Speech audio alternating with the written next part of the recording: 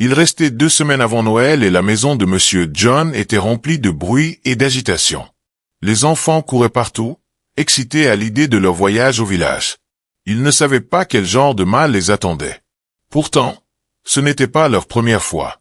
Chaque année, ils retournaient au village pour Noël, le seul moment où ils voyaient toute leur famille rester là-bas.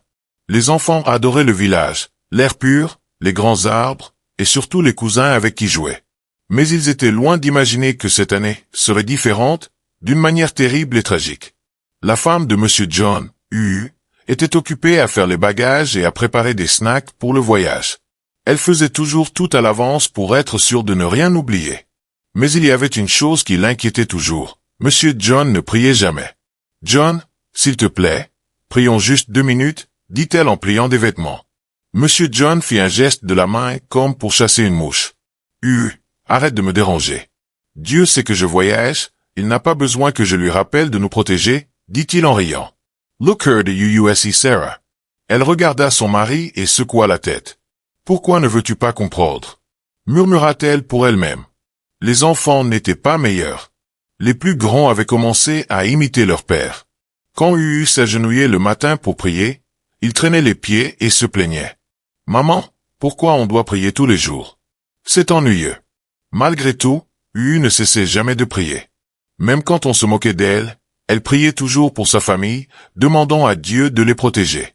Mais au fond de son cœur, elle souhaitait que Monsieur John se joigne à elle, ne serait-ce qu'une seule fois. La maison était pleine de rires et d'excitation. Les enfants parlaient sans arrêt de ce qu'ils feraient au village. Monsieur John souriait en les regardant, mais Uu restait silencieuse. Elle priait intérieurement. Seigneur, garde-nous en sécurité ce Noël.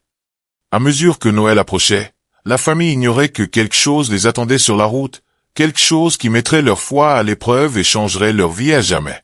Un soir, alors que Monsieur John rentrait du travail, il vit une vieille femme au bord de la route qui lui faisait signe. Elle portait un pagne serré autour de la taille et tenait un petit panier. « Maman, où allez-vous » demanda-t-il. « Mon fils, je vais dans la rue suivante. Peux-tu m'y déposer » Il accepta. Ils roulèrent un moment en silence, puis la vieille femme parla. « Mon fils, ne sois pas fâché, mais cette année, tu ne devrais pas aller au village pour Noël.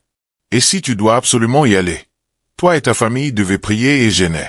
Un danger vous attend. » Monsieur John éclata de rire. « Maman, ce n'est pas la première fois que je voyage pour Noël. Rien n'arrivera. » La vieille femme le regarda sérieusement. « J'ai dit ce que j'avais à dire. Le reste dépend de toi. » 2 jours avant Noël, les bagages étaient prêts. Uu demanda encore une fois à prier avant le départ. « Nous n'allons pas sur la lune, c'est juste le village. » répondit Monsieur John agacé. Elle pria seule avec les enfants. Peu après, la voiture refusa de démarrer. Le mécanicien confirma que le moteur était hors service. Uu dit calmement. « Peut-être que Dieu ne veut pas que nous partions. » Mais Monsieur John décida de prendre un bus de transport. Malgré l'inquiétude de Uu, ils partirent. Ce que la famille ignorait, c'est qu'au village, Maman Amaka, la belle-mère de Monsieur John, nourrissait une jalousie profonde. Chaque Noël, John revenait riche et respecté, pendant que ses propres fils vivaient dans la pauvreté. Cette année, elle décida que John ne devait pas arriver vivant au village. Elle alla voir les sorcières du village, qui jetèrent une malédiction mortelle sur la famille. Le jour du voyage, dans le bus, Uu se leva et pria à haute voix malgré la honte de son mari. Peu après, le chauffeur cria. Les freins ne fonctionnent plus.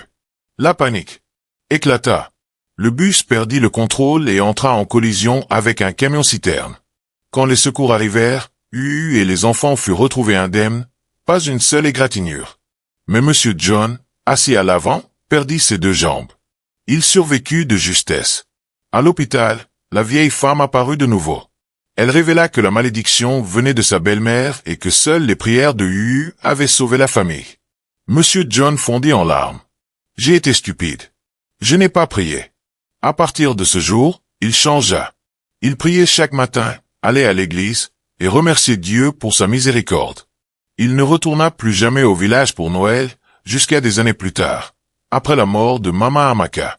Cette histoire se répandit comme une leçon pour tous. La prière est une arme puissante, et tout le monde ne se réjouit pas de votre succès. Si vous avez aimé cette histoire, aimez la vidéo, Dites-nous ce que vous en avez appris. Et abonnez-vous pour plus de récits inspirants. Merci.